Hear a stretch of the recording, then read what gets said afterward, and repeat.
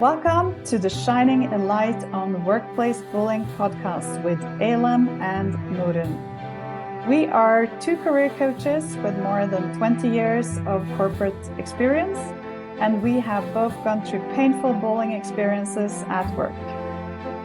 This led us to study the dynamics of workplace bullying in depth. So the goal of this podcast is to shine a light on workplace bullying, to create awareness and break the taboos, learn how to master bullying situations, and look at how to prevent it, both from an individual and a company perspective.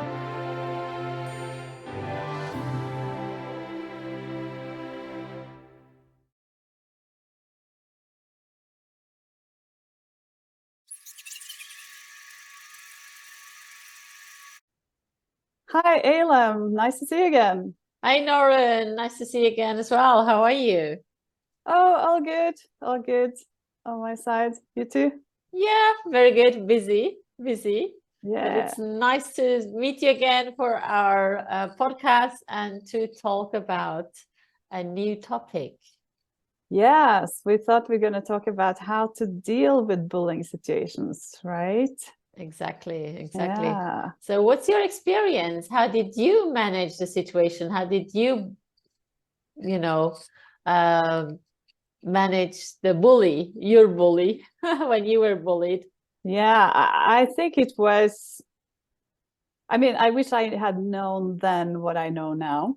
Of course, I didn't know then what I know now. So it was all kind of fumbling around in the dark a bit, I think was my experience. And also, I think what I was really trying in the beginning was like to figure out how to please the person in a way, like, because generally I'm somebody who can handle difficult people. I'm very good at, maybe too good at adapting myself to situations. So you kind of try to figure out what's their logic, what are they thinking, how can I best behave so that I don't have problems, or like I was also new in the job. I have been, so that was also part of it, that I wanted to show that I could do this. And in the beginning you're very motivated. And anyway, in my case, I didn't really notice in the beginning, because in the beginning we kind of got along fairly well, and then little situations started coming up where I would be questioning, or which I thought was weird, but maybe you kind of brush it aside and you think, okay, well, and you go on, and then this just kind of accumulates, and maybe at some point it even turned into a little fight. And then you come to this point where they turn against you. And that took actually quite a long time in my case. I think it took like a year or something. I think after approximately a year, first I thought it's just me having these issues with the person, but then when I realized that everybody had exactly the same issues, because we were talking between us, we were a very small team. So that was kind of helpful to understand, okay, everybody have the same issues. There was a lot of micromanagement going on, which was very inefficient. So at some point I tried to address it, on a, like, just not like blaming or anything, but just bringing it up more like in no, I can't find the factual level is what do we say, maybe in English or something. So I wasn't, I was just addressing points of how we were working and how that was inefficient. And I think the first conversation we had like that was kind of heated, but it still ended in a fairly okay way, because I think she understood that I was more trying to, What did you, how did you arrange that meeting? What did you say? What it is going to be about, this meeting? And how did you start the conversation? To be honest, I don't think this was a formal meeting which was set up. It was just kind of, because we were sitting in the same office, just the two of us. And I think there was just like an opportunity, something that happened, which kind of started the discussion. And since I had already made some notes about what I wanted to address and what I knew, I only addressed things that I knew we all were struggling with, without, of course, telling her that I know everybody else have the same issue, but like kind of trying to address some of the issues which I knew that it was not just about me, it was about what we all struggle with. So that kind of happened spontaneously. And how did she react? It was, as I said, it was kind of a difficult discussion, because you can't discuss with these people. They normally turn things back, you know, if you try to say something. So now it's such a long time ago, I don't remember, but I do remember that I went out of that meeting with a quite okay feeling. I felt like I think I even clearly said, you know, in a way that she understood that I was trying to help her become better at what she was doing. And I think that's very important if you want to discuss with these people, that you put it in a way that they think you're trying to help them, or, you know, like I don't remember what I said, but I maybe said something about, I know you want to be a great leader, you know, like something like that. And here are just some, so we had, but I think what happened after that was that then you had, I had broken the silence in a way, and I was expecting then that things would change, right? And did it change? Of course not. Okay. So I think after that started the more difficult period. Maybe a few months it was okay, but then I saw that nothing changed, and it just continued. Because you opened the Pandora box, right? Yeah, or then I was disappointed. I didn't understand. I didn't know anything about bullies at that point. So I still thought I was dealing with a person who was reasonable, who would try to take into account some of the feedback, you know, that would actually try to change. But when you don't see that change, then I got maybe more impatient as well, a little bit. So the year after was probably when we started having a little bit more, it became irritating. And because I'm also somebody who, you know, I can take so much, but then at some point. But how did you feel then? You were sharing the same office and you were seeing how she was talking and behaving with other people, and you mentioned that she was actually not treating a lot of people or a number of people the same way. How were you feeling about that, especially after you have shared what was going on and what your desires are with her? Well, as I said, you know, you get a little bit impatient because you think that they're at least going to try to change. And when I didn't see that happening, and I tried maybe to address some things again, or maybe some things happened which was it got more and more unacceptable, and at some point I also lost my temper, and we had the fight, and you know, then it got even worse. So it was like a gradual thing, basically, which went over, I would say, definitely 2 years before it, or at least 1.5, 2 years before it's completely escalated, and then it was another year before the whole thing was finished. But I mean, as I said, for me, it took almost 3 years to understand that this person is not gonna understand. It's not gonna change. And what would you do differently now? I think if I had known that from the beginning, if I had known what I know now, and if I would have been able to identify earlier what I was dealing with, I think I would have done different things differently. I would definitely have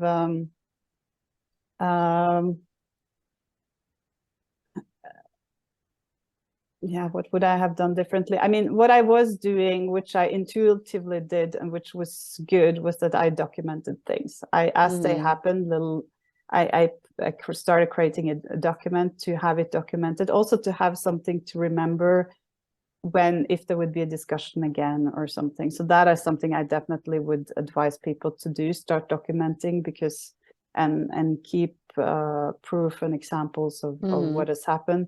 I mean, it's still very difficult to explain it to people from the outside who has not been in the situation, but that was something I was doing. I think what I definitely would have been doing differently if I had known, was that I would have probably been have worked on myself enough to also be able to stay more calm and not get emotionally involved, or like because we had some discussions when it escalated where I also exploded, because they keep pushing, and then at some point you explode, and then of course they use that against you. Then they use that against you, as you are the crazy one, you are the so if I had known that from the beginning, I would maybe have been better able to stay calm, because I knew, okay, this is exactly their tactics, then you can avoid it. Yeah. And do you think the situation would have come out differently if you reacted more calmly? I think what I would have done differently as well, if I had known this upfront, was that I would have gotten out. I wouldn't have stayed there for so long, thinking that it could be better. I think for a very long time, I thought that the reason why she's not getting it is because she thinks it's only me complaining and not everybody else, although I knew we were all on the same line. But so the moment I realized that, hey, something is not right here, was when everybody was, it was a situation where we were all brought in, and there was a confrontation and with HR and also the boss above, and there was a discussion trying to solve this issue, and then everybody were saying the same thing, and she basically went out of that meeting and immediately threatened the other people in the team.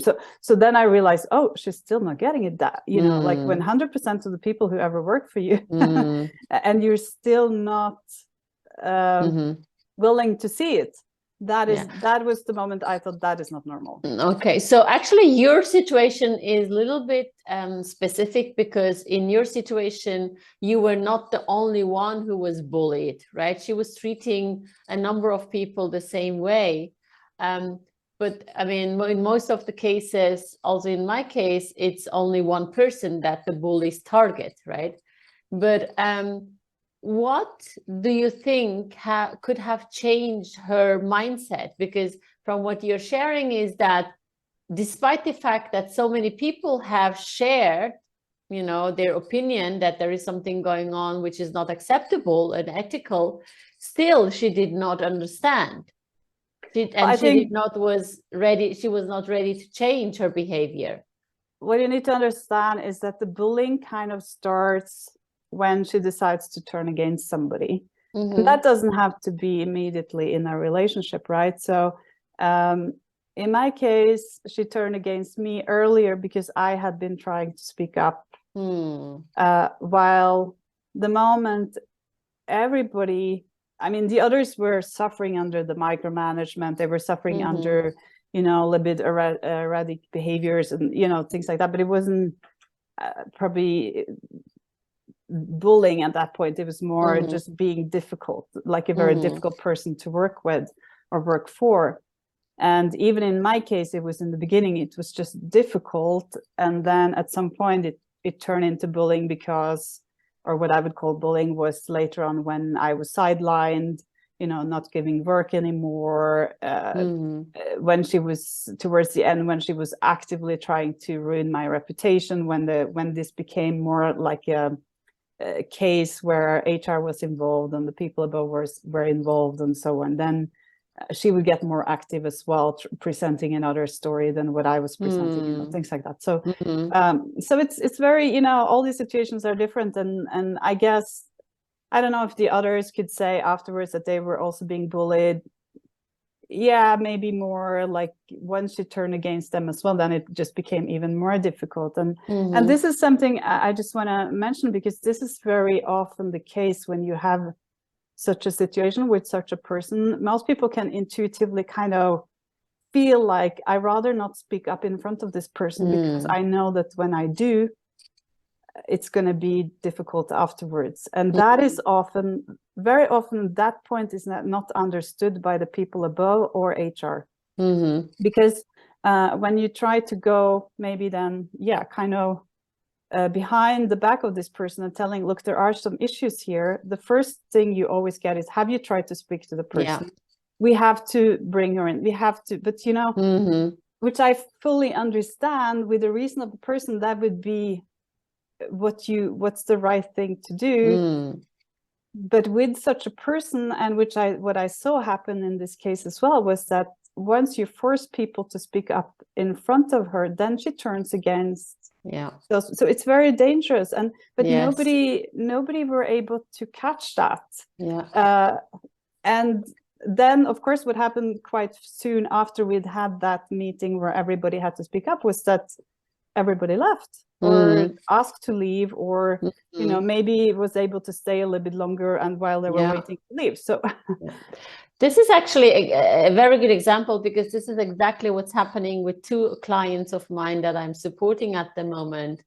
They have brought the situation to HR and asked to have a meeting with HR where they can share the experience, you know, the situation that they have been going through. And HR said, look, go and talk to your manager. And these two ladies, they said, look, it's exactly about my manager, the misbehaviors, miscommunication about my manager. And those two women have already spoken many times with the manager. Nothing has changed. Things got worse, like in your case, right? Because they opened the box, they spoke up, and all of a sudden, this person, the bully, has become even more aggressive, right? And HR still trying to say, look, go and talk to her or talk to him. But, you know, and what happened in those cases, I don't know what, I mean, this, you can also share what happened in those cases with this two lady is, you know, during the performance reviews, they got very bad feedback. All of a sudden, the manager took out of cases like 3 years ago, 5 years ago. But, you know, 3 years ago, you did this and that. But the performance review is not about 3 years ago. It's about this year, right? Last year. So why would you pick up something that is already in the past? And I have seen documentations. If you would, you know, as an external, if you would not know that there is bullying going on, if you would read that performance review, you would say, damn, this person is doing so poorly that this person should be, you know, should quit the job. But in reality, you know, exactly, it's the opposite, right? I don't know how it was in your case. It's exactly the same thing. I was in a sense lucky that once we had our first really big fight, we had just had the performance review like 2 weeks before. So she couldn't change that. It was a fairly okay one. But of course, the next one we had to have, the last one we had, where we both asked to have a third person in the room, which was HR. Then she came with all these, you know, because that is how they work. Then they start trying to fabricate proof against you. And they come up with things like, you know, this and that and that. But what I did in that, actually, when we had that final performance review, it was right before we parted ways and everything. Of course, after that, it was decided that we couldn't work together anymore. What I did, or basically we had two, so maybe somebody can learn from this.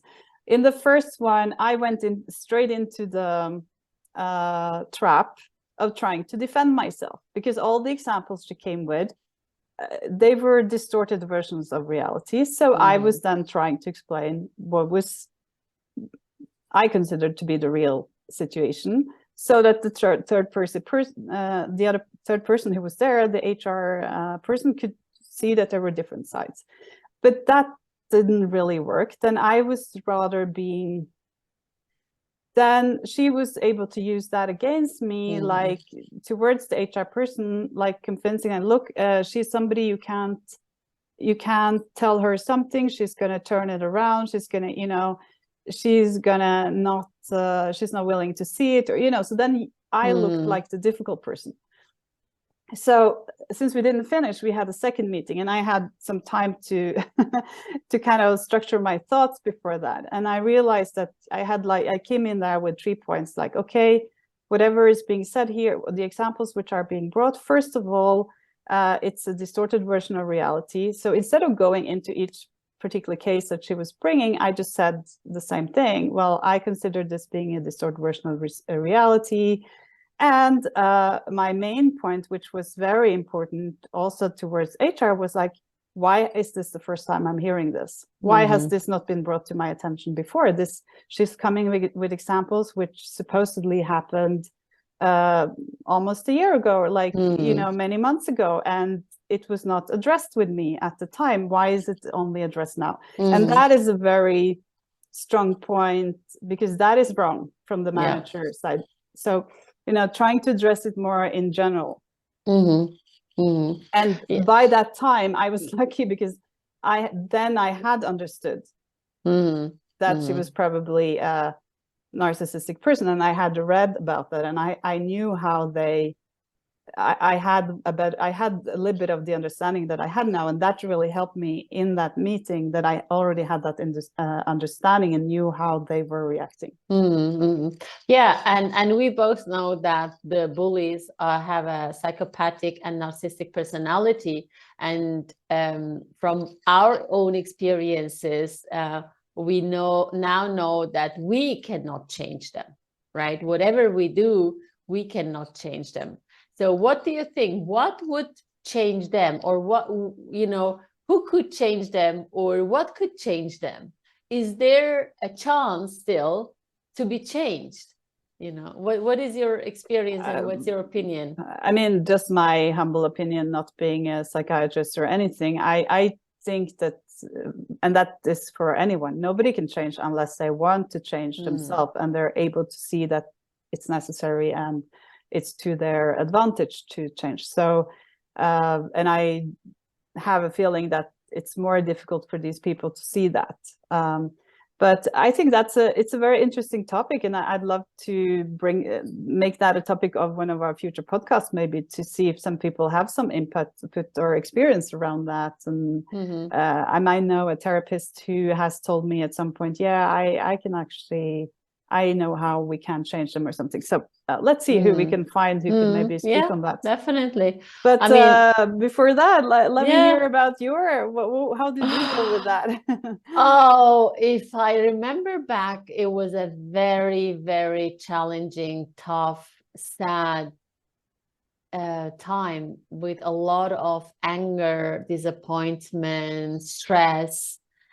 I had the feeling that I was walking with a black cloud on top of my head that was just pouring dark rain onto my body. Like wherever I would go, that, you know, that cloud was just there and pouring down the rain. And whatever I did, I couldn't escape. You know, I couldn't find a way. I mean, I was really a very successful, very talented, very high performer employee. I was leading a team. I was very happy with my team. I had trained all of them. And all of a sudden, they hired this guy who I had to train for 1 year, and which was absolutely fine. You know, I mean, I trained this person, and it started like almost at the very end day of his training. Like the training ended, and then he started bullying me. Of course, like you, in the beginning, I didn't understand. I was so naive. And I think it's not naive, it's like good-hearted, you know, because we believe that those people, there must be some good, there must be somewhere a sprinkle that is good. You know, they cannot be as bad as they seem to be. So I tried to have coffees with him, lunches with him, discussions to understand his perception, his behaviors, the way he's treating me. And because it was only me, really, I could observe that with everyone else, he was so nice, and he was nice with me for 1 year. I knew how nice he can be, how charming, how nice, how supportive he can be. And I couldn't understand this change from one day to the other. And the more I tried to understand, the better I could see his dark side, that he was doing that by purpose. He was really doing that by purpose. And he didn't care if I was sad, if I was angry, if I was disappointed. And he was lying into my face. Like you said, you know, he was, during the performance reviews, he would come up with an example that was not real, right? He would make up a case. Oh, then and then you did the which came out like that. I was like, what are you talking about? No, that's not true. And how can you prove that, right? And especially if someone has written that into the performance review platform, and whatever you give as a feedback there, it is going to be there, you know. And who would they believe? Like, who would HR believe, you or your manager? He was more powerful. He was a charming person, and everyone believed him. And nobody could believe that what he's doing to me is real. Everyone was, oh, you know, it was like after, like during pregnancy and after pregnancy. Oh, probably you're still too emotional because you had a baby, you know, or you're pregnant. Oh, do you really think, oh, you're putting a lot of emotions in this? No, it was not putting emotions. It's just a fact. But how can you make people believe in you? Although I was someone that people trusted, they knew I was working with top leaders in the company. And then you're telling someone like, oh, he has forbidden me to wear high heels because he feel upset from, you know, from the noise of my high heels makes him upset. And you would think, why on this earth would someone feel upset with the noise of your high heels? Or why in the earth would someone ask you to close the door of your office so that people don't come to your office, but go to his office? You know, and now, of course, like you, in years later, I understand why he did all of that, right? And I was feeling, I couldn't understand, why is he doing that? I was like, what did I do that he's doing that to me? Did I say something? Did I do something? Did I write something? No. And I was almost becoming paranoid and asking myself, and also friends and at home, is there anything wrong with me, with my communication, with my behavior, with me as a person? And I couldn't find anything. And then you think, but if he is like this as a person, he should be like this with everyone. And if he's with me, then there must be something wrong with me. So find out what is wrong with me. And then you start, you know, you start becoming, you know, like tweaking yourself. Just because someone thinks that you're not that person or you're not capable. And it was a very, very, I mean, there was a lot of anger. I normally, I get really upset very rarely. And I am, you know, I can be stressed very, very rarely. But with after this, and it has been going on for 3 years.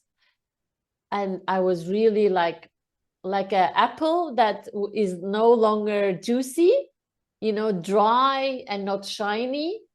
I had changed my clothing style. I started not to wear makeup.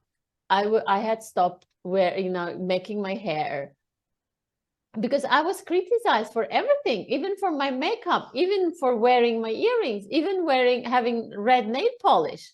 Oh, you look like what a woman. Oh, nobody will take you serious with that. Oh, what a dress you have on. Oh, that's not looking nice. And then you think, oh my God, okay, change this to make him happy.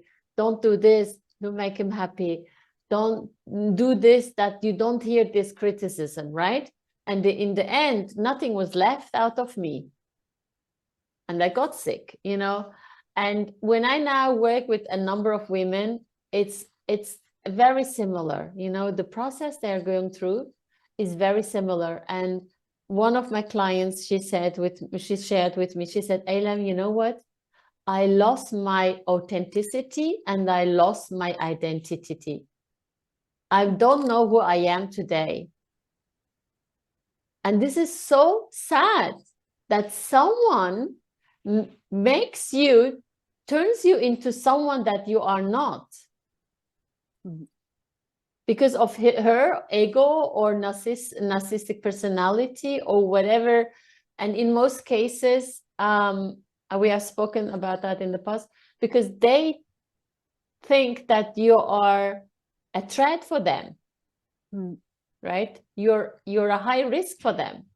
But this is their own perception. It's nothing that you do. It's nothing about you, but it's their own perception, because you're too shiny, you're too qualified, you're too positive, you have strong soft skills, you have strong strengths, but you're hired for all of that, right?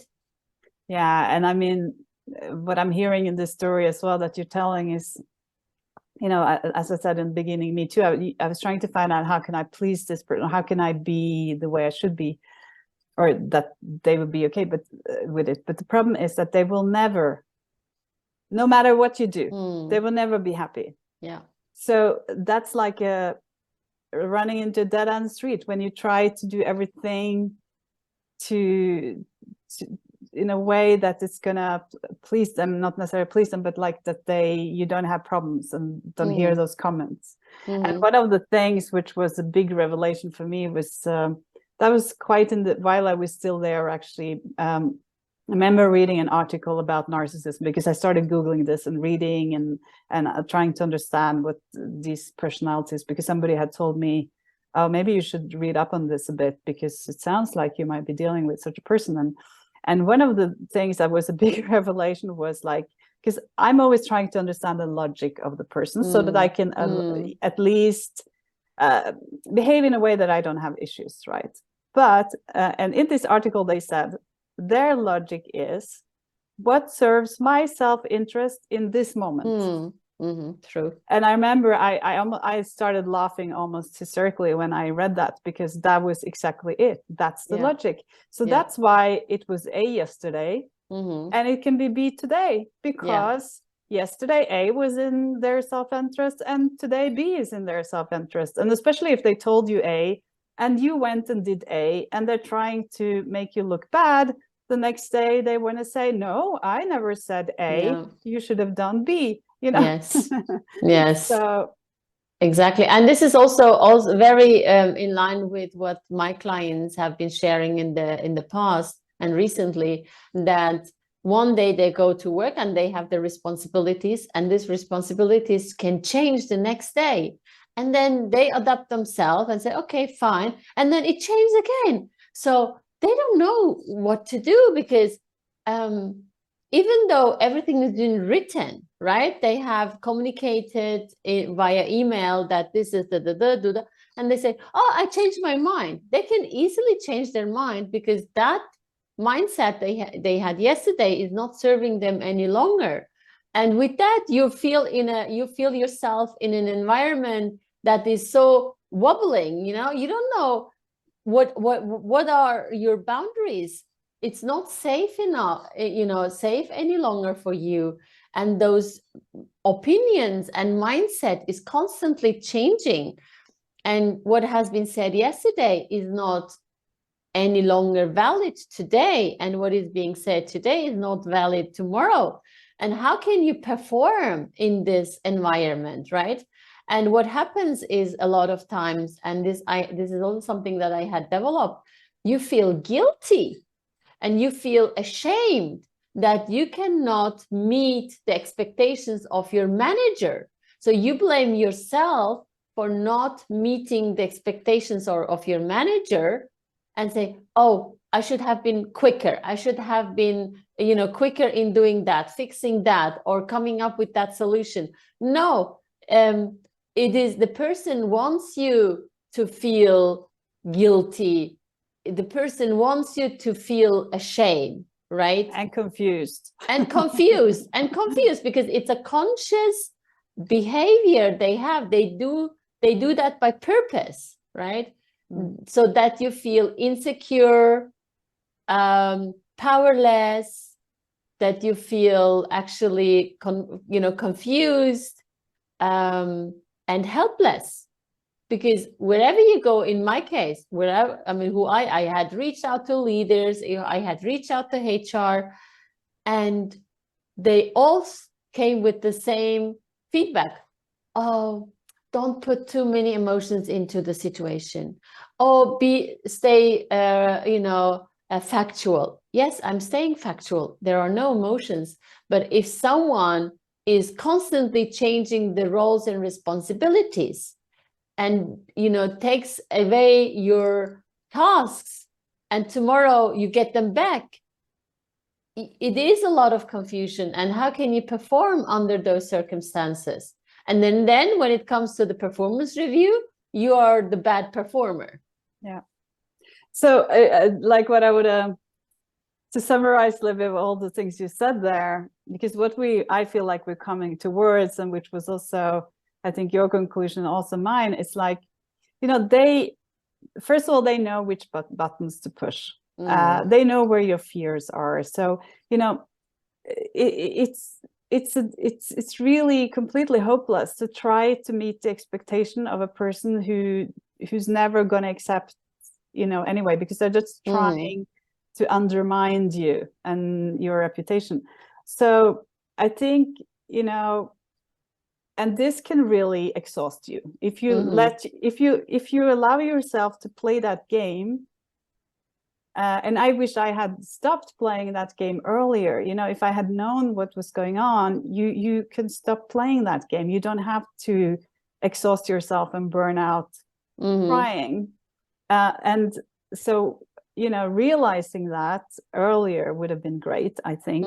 Okay, there's some manipulation going on here, which, it's never going to change. So either you then try to get out of the situation by changing your job or whatever, or you, and definitely also, it's also about working on ourselves, right? I think that was what we both also learned from this whole thing. We can't change the person can only change if they choose to change themselves. But we also have, they are pushing our buttons. We are trying and trying and trying, instead of setting boundaries and saying, no, this is too far, instead of working on our own fears and getting it's about us as well. Why did we allow ourselves to be for such a long time in that situation? Why did we allow ourselves to be pushed around like that for so long? Actually, I had asked myself the question, and I'm asking this question to my clients. And so far, the response, I don't know what your response would be, is going into the same direction. These people who have been bullied, they have a nice personality. They have a very positive mindset. They're very empathetic, and they believe in the humanity. And with that, there is this hope that this person can still change eventually. If I do this, this person would understand. If I do that, this person would be a little bit nicer. But as you say, the fact is, with this narcissistic personalities and personality that they have, and the psychopathic personality they have, they're not going to change unless it is something in their favor, or they are being told to change by the company, by the higher power. Because, and I mean, in our experiences, we have been bullied by our managers, right? This is more difficult to manage than if you're being bullied by your peers, by your colleagues, because there you can set easier boundaries to say, hey, no, this is a behavior I don't tolerate. This is a way of communication I don't tolerate. Stop. Or I will report it to my manager or to your manager. It's a different dynamic. But then when it goes into the direction, like you're being bullied by your manager, it's a complete different dynamic, because there is this power, right? The person who's bullying you has more power and has more visibility. And this person, on one hand, yes, can change if the person wants to change, or if the company wants him or her to change the behavior, when the dictation comes from top. And therefore, I mean, we will discuss it more in detail in another episode, what the companies can do and what the bullies can do, how they can change themselves, because it's all about their emotions, right?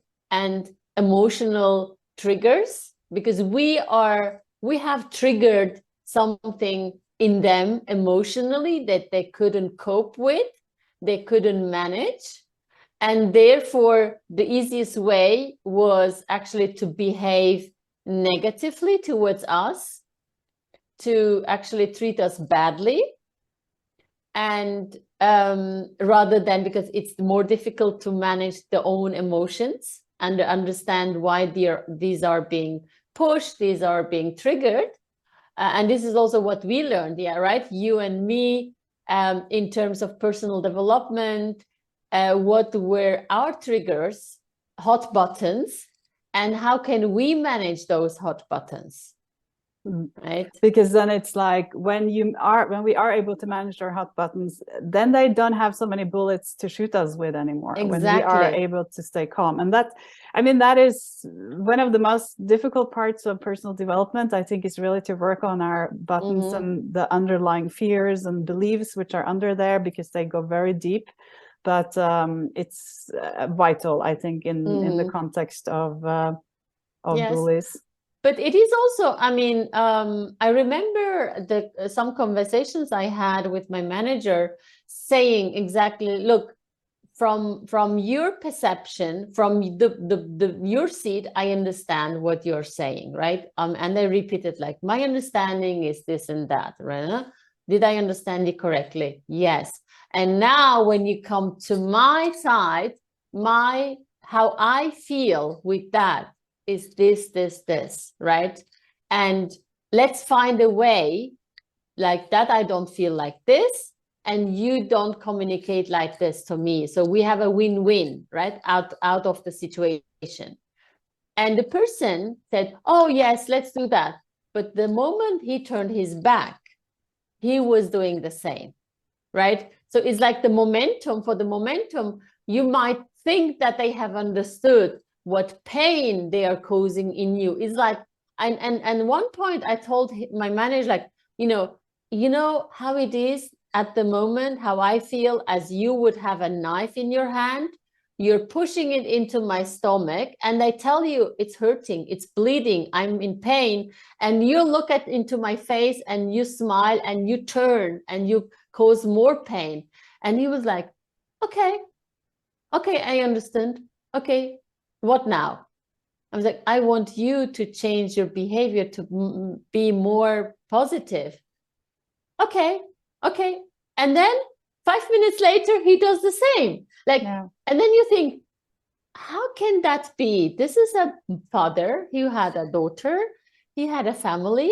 And I was like, if your daughter would say to you that someone is doing that to me, how would you react? Oh, I would go and do this. You see, remember, just imagine I'm your daughter, I'm your employee, and you're doing that to me. And you still continue doing it. I'm saying to you, I'm in pain. And because of something that you were doing, don't you want to change? Because if I shine, you will shine even more.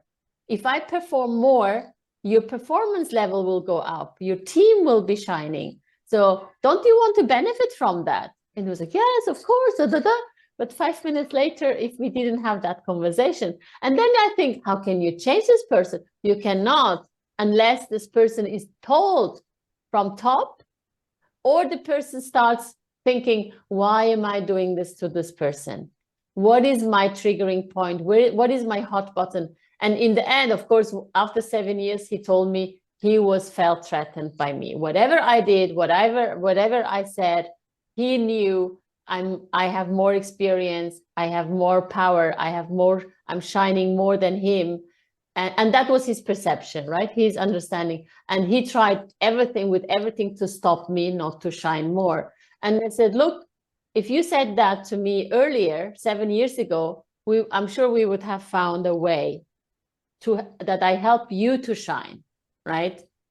And I think this is all about it in most of the cases, they think, oh, there is someone that is too shiny and I have to cut it. Like I have to break this person, that this person does not shine any longer. Instead I shine. But in the end, they don't shine either. Yeah. Right? And it's, you know, it's classical thing that if you don't know how to elevate yourself, what do? You push everybody else down. Yes. You know, and I think a very important thing that you're touching on as well is this: we try to think out, how do we think? We try to project our way of thinking on other people, and that is very dangerous. That is what we have to learn not to do. We have to learn to be more discerning and see that some people simply does not think like us. Yeah, they don't have this same level of empathy, maybe, and so on.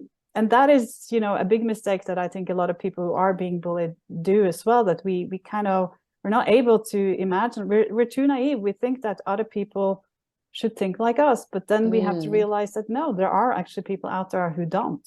Yes, yes. And especially those people, they will never be at the same empathetic level as we are. And I think this is the dilemma that a lot of corporate have, right? I mean, at the moment, when you look at all the leaders that are on top, they have this narcissistic and psychopathic personality. Majority of them, I don't say everyone, but majority of them, because this is how they made it up there, right? Yeah, I think either they are like that, or they become what we can call maybe secondary psychopath. In order to succeed in the system, you have to kind of become like that, even if you're not really like that, right? Yeah. And so it's very important to be aware of that, and that it's also a systemic issue. Exactly. And I know a number of talents, female and male talents, who could be great leaders, but they're not considered for leadership positions because they are too nice. Yeah. You know, and I have heard that many times from leaders saying, we need people with strategic mindset. We need people who have an assertive mindset and assertive behavior. It's like, what? I mean, in the end, we are all human. You know, if you want to have a corporate culture that is caring and supporting, you need people with high empathy. You need leaders who care and listen. You don't need, of course, and someone who has empathy, high level of empathy, can also be strategic, right? Can also be assertive. But this person would not go beyond, you know, like would not walk over dead bodies, would not do everything to harm people. They would do everything to create a work atmosphere where people feel safe, understood, and cared. And I think these are the leadership skills that we need today and tomorrow, right? Otherwise, the number of bullying is increasing. More and more people are suffering. I just read recently an article that you know, every fourth employee out of 10 is being bullied worldwide, and that's a lot. And then, you know, people go into sick leave, they go in burnout, right? There's a lot of health related costs,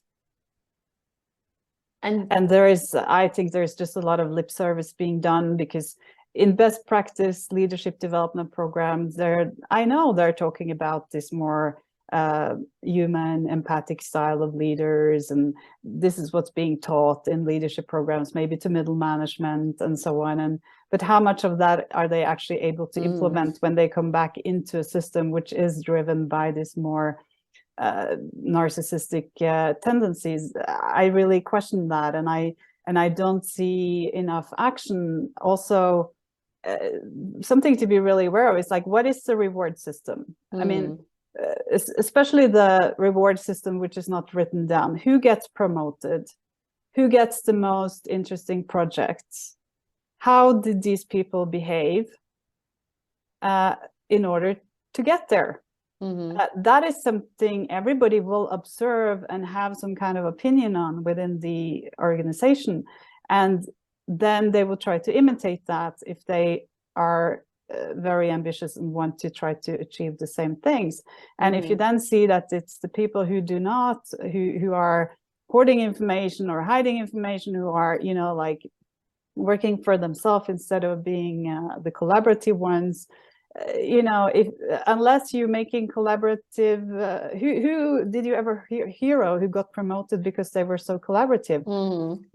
No, I mean, I think companies have to really seriously look at what is our reward system, and ask people what are their opinion in the organization, because maybe HR or the organization has some nice values up on the website and this is how we work, but is it really working like that in practice? In very many cases it's not.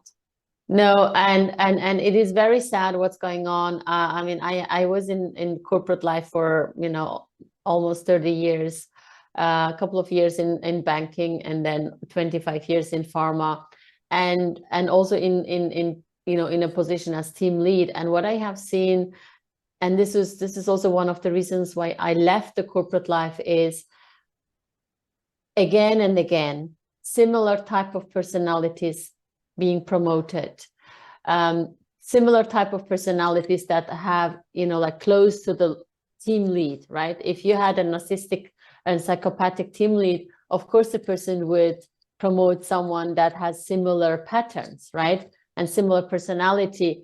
And in some companies we had like, I mean, of course every company had a bonus, but for those ones who could not have a bonus, there was like top performance award.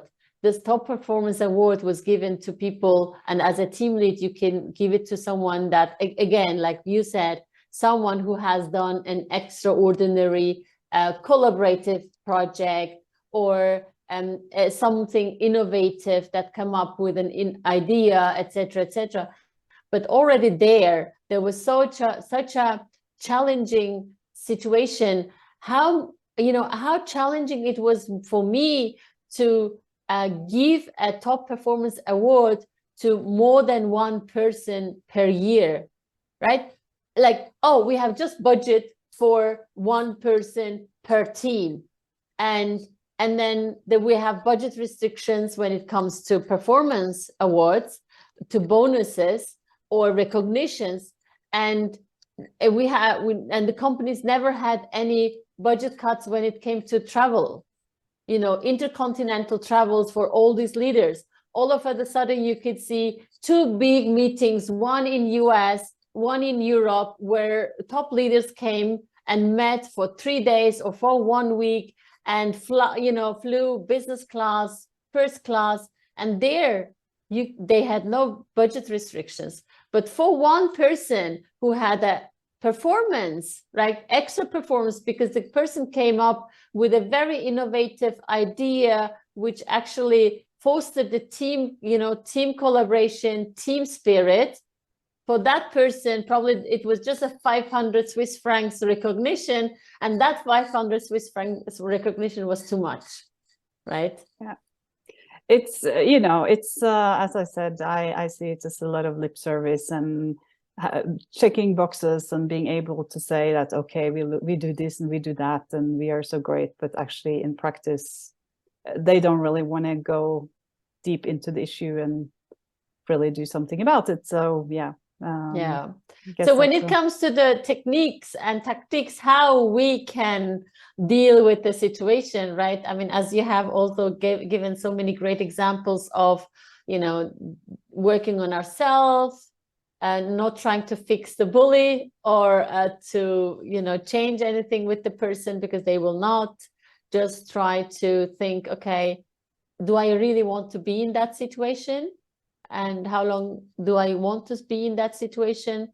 And how can I change it for myself? And what I see, I don't know how you see that, is at the moment, besides working on the own personal development, the second thing that helps is to leave that environment. Yeah. Yeah. Try to find to find another job. I think in many cases, unfortunately, that is the only situation, because you can't change others, you can only change yourself. And also, while you are still there, one thing that did help me as well, I remember, was learning to let go a bit of what you're seeing and the injustice that you're seeing, because I remember there was a little quote, I don't know where it's from, but that I learned at the time, which said, do you want to be what is it? Do you want to be right, or do you want to be happy? So sometimes you just have to, I also learned about what does forgiveness mean to me, you know, because I could look beyond the behavior of the person and I could see their drama in the background, and like kind of getting that perspective really helped me also release a bit the whole unfairness of the situation that I was experiencing. And what I learned afterwards as well, the idea of forgiveness doesn't mean that you are it's not giving permission or approval or, you know, like forgetting what is happening. It's about, it's actually an act of self-love to release this bad feelings instead of carrying them around all the time, because the only one suffering when you carry them around is yourself.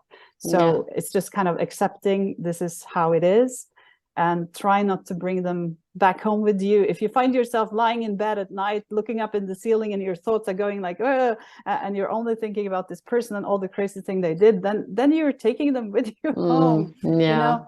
And but it's not easy. It's not easy. I know. But I mean, I'm just saying, whatever you can find, that's what helped me release that a bit was to see that this person was having their own dramas. And of course, I mean, as a coach, we you know, we can say that, and we would now, I can also very quickly see through the person, you know, and see where this behavior comes from, especially since I had also training on the behavioral science, right? There's always a root cause. Everything what we say, we do, how we behave, how we communicate, how we treat people, that has a root, right? I mean, it comes from our culture, education, the way we have been raised up, and the way we have trained ourselves, consciously and subconsciously. But I mean, now we can see through the, you know, people. But if you're in that situation, and for 3 years, I had every single day, I asked myself, what can I do to really change the situation?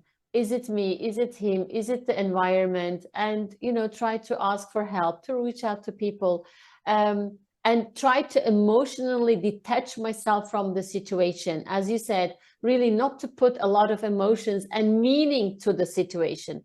But if you are staying in that environment for too long, you break. And when I wrote my master thesis about the dynamics of workplace bullying, I was trying to understand the dynamics of the narcissistic personality as well, and the psychopaths, because I was thinking, my thesis was whether those narcissistic and psychopathic personality people who have these personalities, whether they would avoid being bullied, because if this can protect themselves from being bullied. But it came out, the research shows that even they cannot protect themselves from being bullied if you're in a bullying environment or in a situation for too long.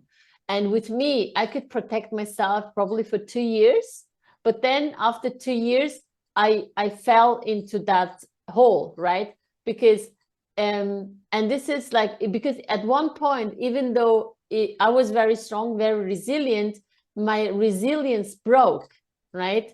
Because my limit was reached out. It was like a glass, and the glass was full, and every single drop, you know, made that glass to overwhelm. So, and this is why I think if you are in such a situation, take the decision for yourself to go out of the situation. This could be, I mean, I see a lot of people going on to sick leave, starting with short-term sick leave, then going into long-term sick leave. And this decision going into sick leave is not easy. It's very hard to take. And a lot of the times your body takes the decision for you, because I have seen people collapsing in the work because they could not any longer resist, or having a heart attack, or having a heart, a heartbeat. So, or the stress level, as you said, they couldn't stand the environment. They had to raise their voice. So therefore, I think people who are listening to us, who think they are going through the similar situation or same situation, they should take a conscious decision for their own body, mind, and soul. Yeah.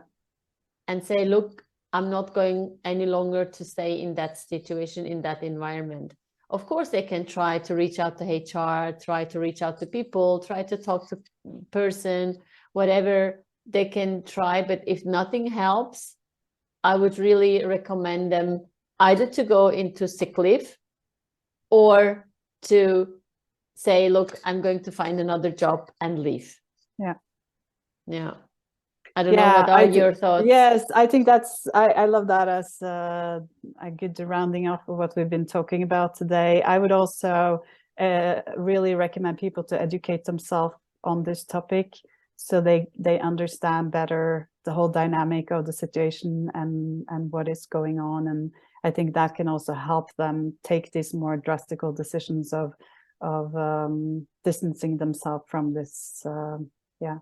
Mm-hmm. Yeah, it's a long process, right? Yeah. To be able to emotionally detach yourself from the situation and distance yourself from the situation. It's a long process. It requires a lot of active work, but it is possible, right? And then it's kind of, you build a shield around you. When I talk to my clients, I say, look, it's like an invisible bubble in which you sit.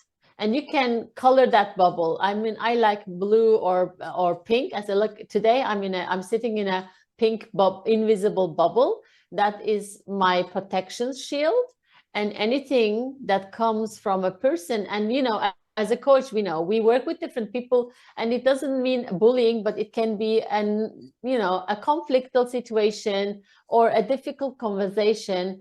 And sometimes people can be mean, and not the clients, but other people that you want to establish a business with. And then anything that is said to you, it can reflect back to them if you're in that protective bubble, right? Yeah. And nobody sees them. You're in a safe environment, in a safe bubble, and you stay calm. You're capable doing that. And then you just respond still professionally and positively. And the people will be surprised. And this is what I'm seeing. People will be surprised how calm you are, how not emotionally you take it, right? It's like just part of your business. And then they say, oh, okay, they kind of get shocked, and then they behave like you.